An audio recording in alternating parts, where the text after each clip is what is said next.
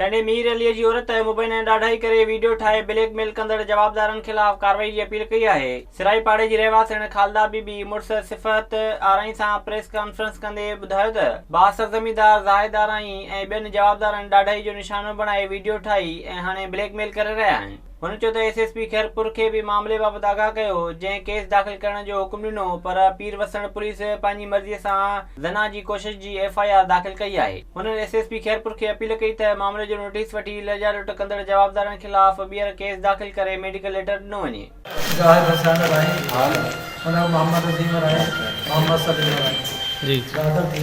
घर वाले जा फोटो ठाहे जना करे तो हुनखे वीडियो ॾेखारी कि जे तूं काठे में रिपोर्ट ॾिनी या काॾे वई या मां नट ते ॾिनी पोइ इहो मुसलसल हिनखे 4 महीने पोइ 4-5 महीने पोइ हिनखे लगातार ब्लैकमेल कंदा।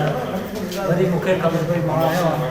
हुन खां पोइ असां जेको हिन परेशानी में गरीब हुयासीं त का छा कयूं, असांजो साथ ॾिए या न।